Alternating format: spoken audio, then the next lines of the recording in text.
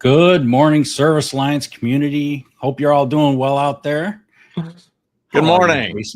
Good morning. Good morning. How are you doing? I'm well. I couldn't be better. Well, there you go. That's a good thing. I'm 7 out of 10. 7 out of 10? 7 out of 10, yeah. Glass is 3/4 of the way full. It's true. It's better than a 3 out of 10. So absolutely. Yeah. I just don't tip that glass. Yeah, I got the EJ effect going with partial lighting. I'm trying something a little different today. So yeah, it works. Yeah, that works. Man, it's gonna be a great day. It's gonna be a great day. Got a good subject we're talking about. Yeah. Predictable profits in appliance repair today. Yeah, that we are. So today's episode, this one hits a lot of nerves. Especially those riding that feast or famine life cycle of revenue. I mean, we've all been there. 1 month you're slammed. Next minute, you're like, why aren't my phones ringing? Mm-hmm. And then you're wondering, where am I going to cover my bills? And what do I have to do to get there? So that's what we're talking about today. We're going to smooth over those peaks and valleys in your business. And we got some strategies and, maybe even some good nuggets for you that you didn't realize. Hopefully. Smoothing. So, the song was a Smooth Operator. He's a smooth operator. That came to my mind for some reason. So now that this is going on YouTube, you're gonna have to pay royalties for that. No, I could. It's not going to recognize that voice. Nope. Oh boy! All right, let's open us up in prayer, and we'll get going into this topic. Sounds like a plan. All right, Father God, thank you for the gift of stewardship over our businesses, over our families, and our finances. Today, we just ask you for wisdom to build systems that bring stability and not stress, and teach us to serve others with integrity and excellence, and help us to operate in faith, not fear. Bless every listener with insight. Bless them with clarity and the courage to implement what they hear today. And above all, may somebody who's watching this see your love through our actions. Amen. Amen, brother. I got a Post-it note here says fear drives everything. When you get a handle on your fear, you can control the world. So I don't know. That just popped up as I was praying there. It's literally You know what they say note I got fear right. stands for? False events appearing real. Yeah. So, All right. All right. I like it. Hello to all of our viewers today. Yeah. Glad you joined us. And we're going to dive into our verse today, Proverbs 13:11. Wealth gained hastily will dwindle, but whoever gathers little by little will increase it. It makes me think of squirrels. Talk about a squirrel. Squirrel. What do the squirrels do? They gather so they can have food over the wintertime, right? So that's a good verse. I like that. Wealth gained hastily will dwindle. But did you know, little fun fact, squirrels forget where they bury 70% of their nuts. Really? They do. There was some wild study that somebody paid a hell of a lot of millions of dollars to have done. They forget 70% of the nuts that they bury. They forget where they bury them. And it's funny because that's all part of God's design. Yeah. Because then those trees or those nuts grow into trees, and then those trees produce more nuts. So they can gather even more of them. That's very interesting. Yeah. Well, today we're definitely going to be talking about different ways to gather your nuts and not forget where they're at. We're going to start off with talking about predictable revenue and why that matters more than ever. So, yeah. According to Home Advisor, here's a statistic. 45% of homeowners wait until something breaks to call a appliance repair person, an electrician, a plumber, which creates random revenue spikes. I know in the electrical world, it was once every 9 years. People tend to really wait and until something breaks. So it was once every 9 years in the electrical world. I'm not sure what it is in the appliance world, but I imagine it would be more because, like the heating and air world, things break more often, than your electrical panel or a switch or whatever. So what are those ways that you're getting in the doors? That's how we're talking about. We're going to be diving a lot into that today. So, yeah, I mean, most appliance repair companies have zero revenue or recurring revenue generating streams of income. They just live off one-time jobs. Yeah. And we've said this before, you can't look at a customer that you gain, that you've spent a lot of money to get, as a one-time opportunity, because it's the lifetime value of that customer that really matters. Yeah. Creating a steady income flow helps. Inconsistent income, it can create a lot of burnout. Helps you with not forecasting correctly, and you just end up making bad decisions. I don't know how much money I'm going to be bringing in the next 2 or 3 months, but hey, let's go buy a new van. I need a new van, but you don't know how much you're bringing in. So that's kind of a poor decision to be making. You may have one that breaks down, but is it a $400 or $500 fix to get you through to the next month versus a $20,000-$30,000 vehicle that you end up buying, to get you through for a long time? But then again, is that vehicle costing you $400 or $500 every month? Is it paid off? Right? I don't know. We got a car that has been paid off since 2018. I just had to put $1,400 in new tires, brakes, and rotors all around it.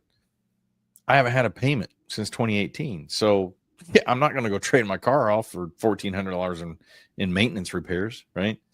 So think about that. Think about what your customers are thinking as well. Am I going to sell my house just because I've got $1,400 in repairs I got to make? No, I'm going to bite the bullet, fix them because I like my house. So think about that with your customers as well. Yeah. So the biggest thing is run a 12-month profit loss trend and circle your lowest 2 months, 3 months, whatever it may be. Yeah. Calculate your bare minimum break even. You guys should know your numbers. You should know your your cost of doing business. By now, we've been preaching that forever. What it takes to cover payroll, marketing, and your basic monthly essentials and rent, whatever it may be. And then set a goal to cover 25 to 40% of that number and put recurring revenue behind it, in 6 to 12 months. So let's dive into turning one-off jobs into long-term customers. It costs 5 times more to acquire a new customer than to retain an existing one. I'm going to give you an example here. I love this example. I've been using this example for years. All right. I go to a customer's house and I need a 8-foot step ladder. So I run to the big box store and I pay $250 for a 8-foot Louisville, really good, strong ladder. I use it at that job.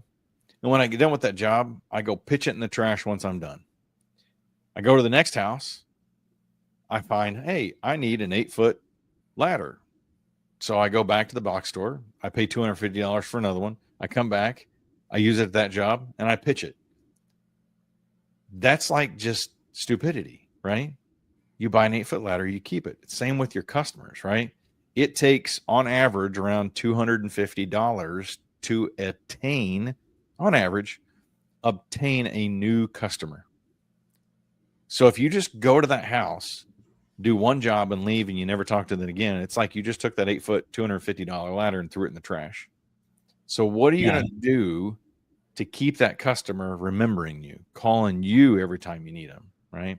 A single repair visit is a gateway to build a lifetime relationship. So we're going to dive into even more ways how you can turn one-off jobs into long-term customers.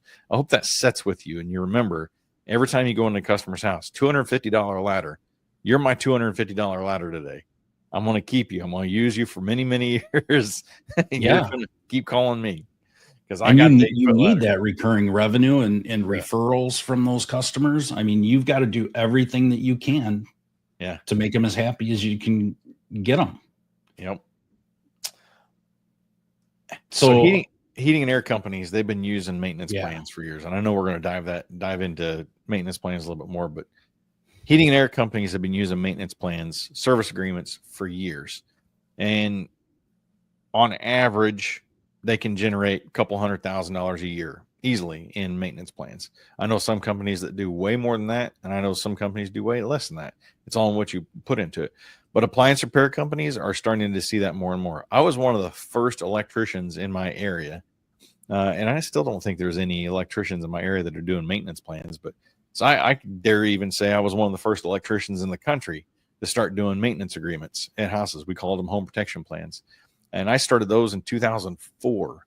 I was on a national board to actually help incorporate maintenance agreements into electrical companies and help to build that. So I'm pretty dang proud of that. 2008, we revamped that program. And so, it can be done. Like any industry. I don't care what industry you throw at me. I can help you create a maintenance plan, maintenance agreement. So if you don't have a maintenance plan or maintenance agreements, you need help with that. A, check with the Service Alliance group. B, direct message me. I'll be glad to help you out. It can be an easy thing. It can be a really difficult thing too if you make it difficult. But that's my QR code. That's my business card right there. Go ahead and scan it. Connect with me. This is the difference between taking your business from Blockbuster to Netflix. Yeah. That's why Blockbuster's no longer around. Well, they were doing those one-time rentals, and then Netflix figured out how to do the recurring revenue and rent more than just one thing, right? Yep. They gave better value. They gave better service. It was a better experience. Nobody had to leave their home to go and watch a movie anymore. Yeah. They didn't have to return and rewind old VCR tapes or worry about scratching a DVD. So this is a real prime example of the shift that a lot of appliance repair companies need to start making just to survive at this point. let me give you another tidbit of information. When we were selling off our heating and air side of our business back in 21, 22, the person we were utilizing to help us with that, we were trying to figure out, okay, how much do we value this out? He goes, well, the national average is when you're selling your business, for every maintenance agreement you have, it's worth about $400 to a potential buyer. So if you've got 167 heating and air maintenance agreements or appliance repair maintenance agreements, that's worth about $67,000 to the bottom line to a potential buyer. Now, I don't know about you, but every $67,000 helps if I'm going to sell my business. So that's what I was told. That was a few years ago. It may be more than that now. But the average, if you're looking at bottom line, now think about that when you go to the bank, right? You go to a bank, you need a line of credit or something like that. They're going to ask you, well, what kind of assets do you have that you can put, up against this loan or an equity line of credit, whatever it may be? Well, maintenance agreements. They're going to see those maintenance agreements, that reoccurring revenue, as something that they can actually utilize, right? So that's going to help you be a more valuable company to a potential banker, investor, a potential buyer, anything like that when you're looking to get out of your business. Or so what you're saying is it becomes leverage. It becomes leverage. Yes. Yeah. Yeah. 100%. 100%. So what ingredients, I mean, we talked about, priority service, good service, but discounts being a part of that, that's definitely going to help. Make sure it's clear what's included and make it easy, just auto recurring charges. It's, if you're going to do it monthly, I highly suggest that you sell annual billing packages. You don't have to deal with when somebody has a failed payment, monthly. Once somebody signed up for annual, maybe you give them a discount over the monthly cost, and then chances are they'll sign up for the yearly. They'll take that discount, and then you've got them locked in for a year. And then you just have to go and do the maintenance plan. You got to do what you're paid for and promise, right? But that can also turn into additional revenue because now you've got them scheduled every quarter. Say you're going to be in that house 3 more times throughout that year than your first visit. So now you've got 3 more opportunities to make more sales. Yeah. And there's usually always something wrong with something. Well, and it's doing your due diligence. So it's not always, you're not looking for problems. You're looking for safety concerns. I always preach safety first, right? There's a guy on social media, Justin, I want to say Justin Danger. He's a Harley Davidson salesman down in PCB, but he always gets on and is like, you know what they say, safety third. He's putting his helmets on.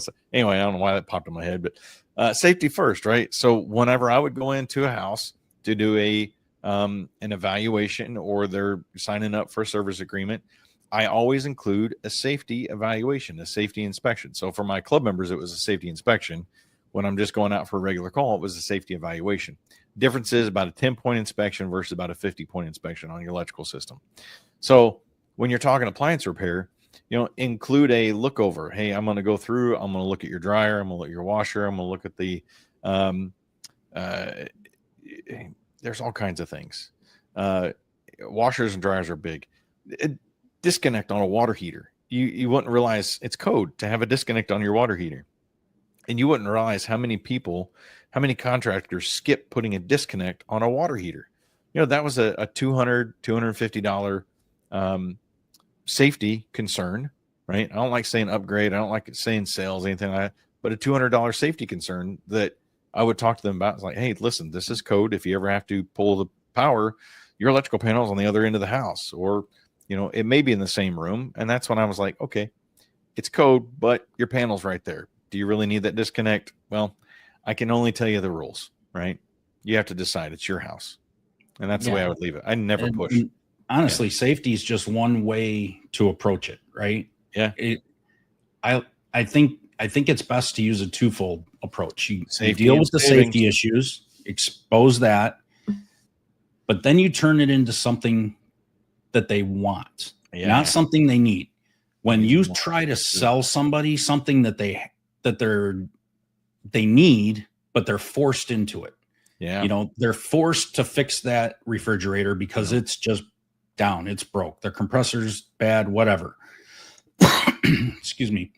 But they are going to want to go the cheapest route possible because it was unexpected, it wasn't their choice, and now they're forced into it.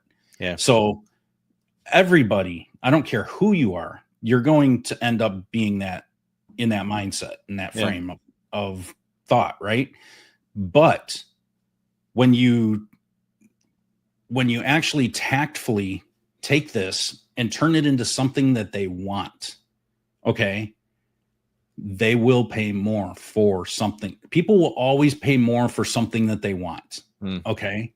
And the safety issues could be a part of that. They want those safety issues. Yeah. But I mean, like you mentioned a Harley, walk into a Harley dealer. I can guarantee you nobody's there because they've been forced to walk in there and buy a bike. They don't need a bike. Nobody needs a Harley. They're buying what they want, and they're spending a hell of a lot of money to do it and get it, right? Well, the other part of that is extras. The other part of that is talk about the benefits, right? Utility savings. You know, a lot of people want to know what the benefit of it is instead of the feature.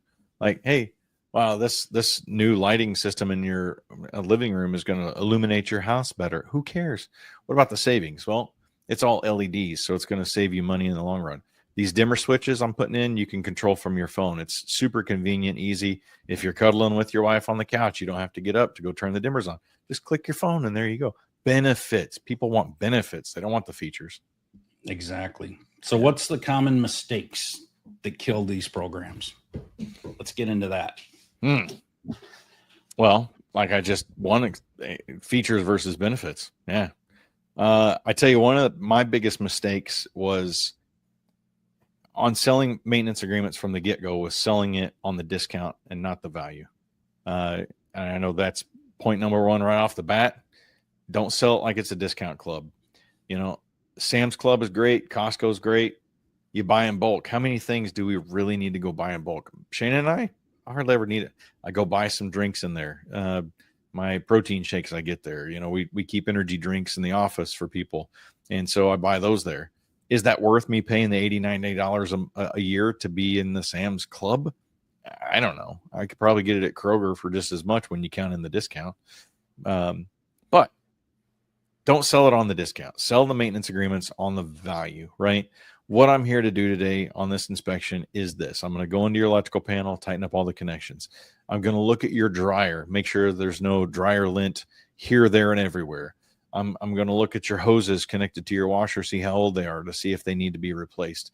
And that's something that we can talk about, because if these hoses are 10 years old or whatever, build value in why you need to replace those hoses now, right? So look at the value, right? Look at the benefits of what you're wanting to inspect. And I know you guys have got inspection sheets. I think I'm not overstepping my boundaries there. You've got inspection sheets, right, for maintenance agreements? We've got a lot. Yeah. So there's things that are in there when it comes to appliance repair companies. Call me out for electrical. I don't know if you guys get anything in there for electrical.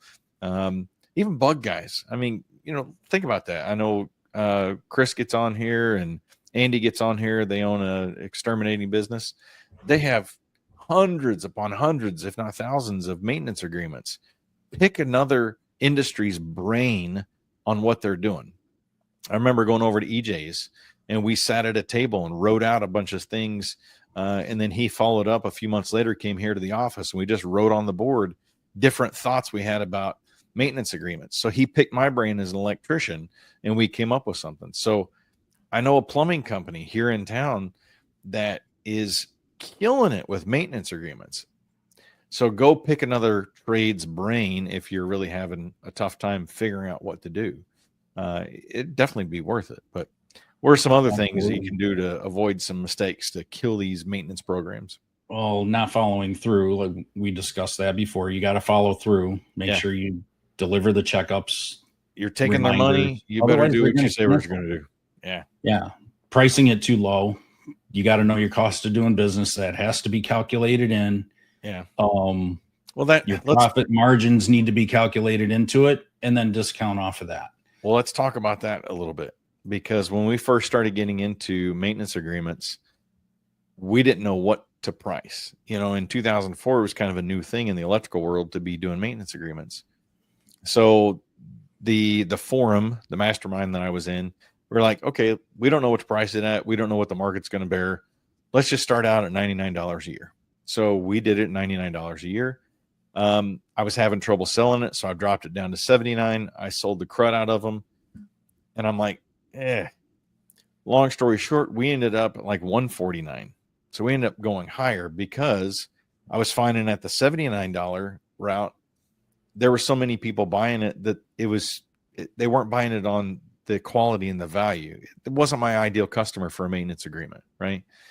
So you may have to try a few different prices before you actually land on the right price. But make sure you're not just giving it away. Like Mike said, Absolutely. Make sure your profitability is in there first and foremost. Definitely shouldn't be any less than your dispatch fee. That's Right. 100%. So, because you're going to be going out there 2, maybe 3 times a year in the appliance world. So you got to make sure you keep that in there and count that cost of that. Yeah. So the biggest mistake I see every person making for every appliance company that I talk to.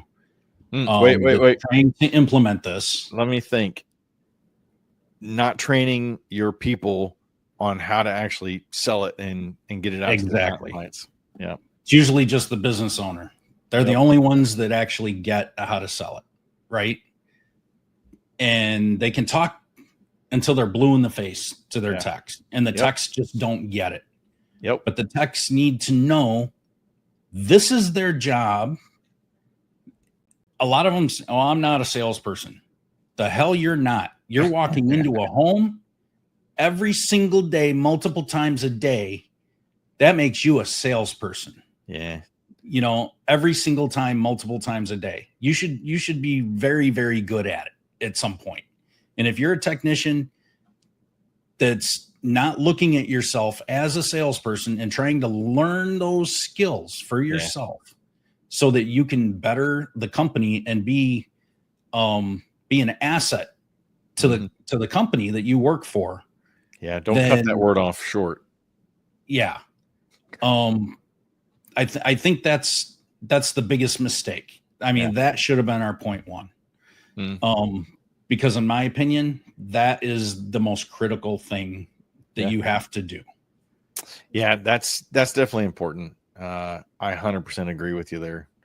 I will say full force, when we first originally started rolling out our maintenance agreements, I lacked on that aspect, but I was the only one selling it. So what I did the second go around in 2008, when we revamped things, is I took 2 of my top guys that I had with me, and I rolled out the new program to them, taught them, instead of rolling it out to all 5 guys that we had at that time, the top 2 guys that typically had the most as far as maintenance agreements goes and closing those, rolled it out to them, saw how they did with it. And once I saw that, okay, it is working. Okay, what do we need to revamp? And for a week or 2, I checked in with them almost daily. How'd things go today? And I'll tell you this, closing percentage wise, you need to be about 1 out of every 4 service calls you go on, you should be closing a service agreement. It really, I would think it'd be more than that, but that's the national average. The minimum you should be doing is 1 out of every 4 calls you go on, they should be getting involved with the service agreement. So once let's think about that. Say your service agreements are $225, $250, and you're doing 80 to 100 calls a month, and you were able to sell 25% of those customers a service agreement. Yeah. Do that math. Yeah. Per month. I mean, seriously, do that math. Well, I think it was Gaspar We helped him get maintenance agreements going. And I think his first month, I think I'd have to look back. This has been a year or two ago. His first month, he pulled in like an extra $4 or $5 grand in service agreement fees. I mean, think about that to a small business, how much an extra $4 or $5 grand a month would help you out. I know for a lot of you, you take that money, you put it in a totally different bank account, do the Mike McCowitz profit first thing. You save that crap for a rainy day. Well, and you should, because it's like these customers are buying a maintenance agreement as it's like insurance-ish, right? Yeah. Kind of. Depends on what you're using it for. You know that every quarter you're going to have to go out and do certain things. So you're going to have to pay your technician to go out and do certain things, right?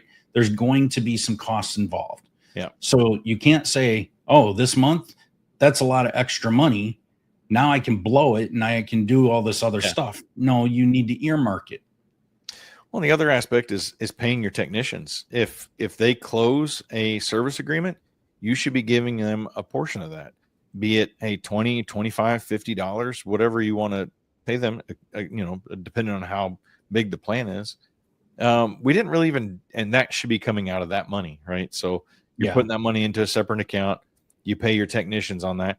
Each year, we called it mailbox money, because each year, if that customer stayed with the program, they still got piece pay, performance pay, commission pay, whatever you want to call, off of that customer re-signing back up. Or if it was on auto debit, which we started doing a few years back, auto debit, where it would automatically withdraw. So in the agreement, the customer would have to call us to cancel that, right? So we got to have a one-to-one conversation with them. But again, it's still every year we go out. Hey, just thought I'd let you know this revamps on this date. Just want to make sure you're still good with that. If you just sign off right here, it's all in the system, all in the CRM. So,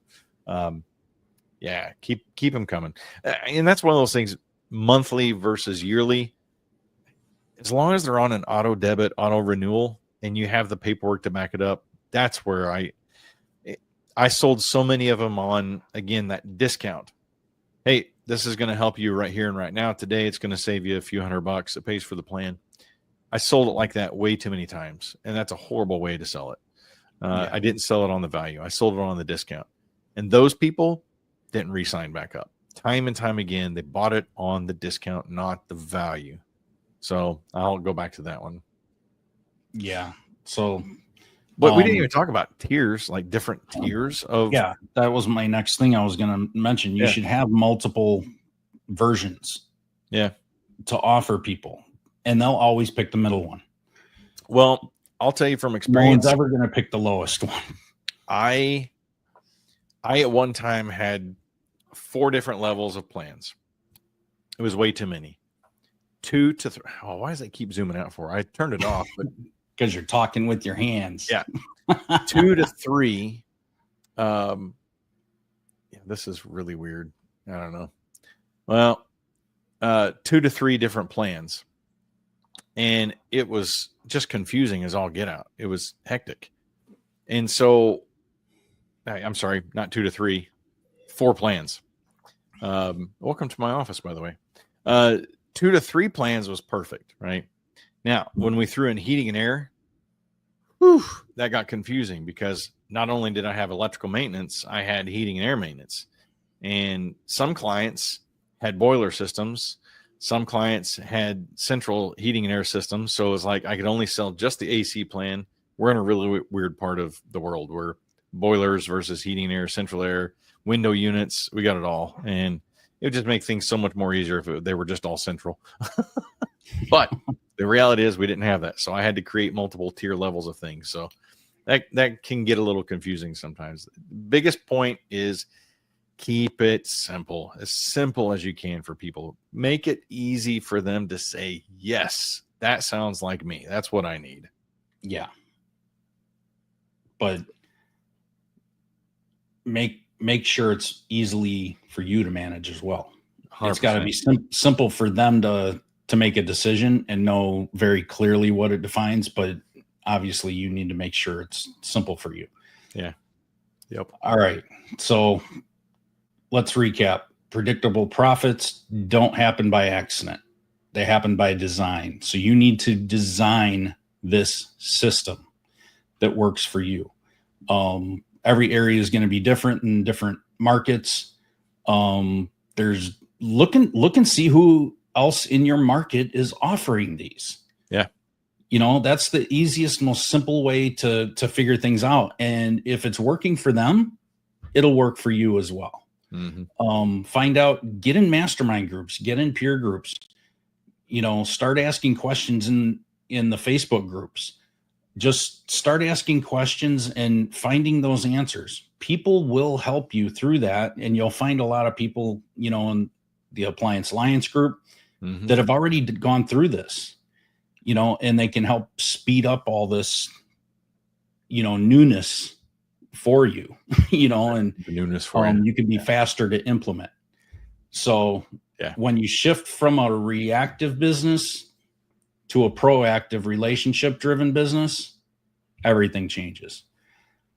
So membership programs aren't just a way to make some extra money. They're a lifeline that can establish cash flow and empower your team and build loyalty in a transactional world.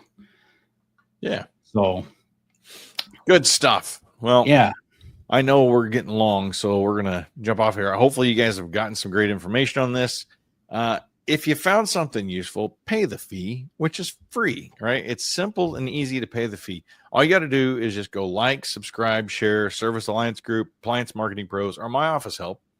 And that's how you pay the fee. It's pretty simple. So looks like if you want to know more about the membership plans, if you're an all access member of the Service Alliance Group, July 19th, TK is going to be going over these membership plans in depth for at least a good hour and a half session. I'm just trying to poke you. It ain't working. Nice. July 19th. All right, everybody. Have a wonderful week and hope you make some progress. Make it a great day. See ya. Thanks for tuning in to the Morning Grind podcast by Service Alliance Group. Subscribe to our channel and make sure you visit our website at servicealliancegroup.com for appliance repair business resources.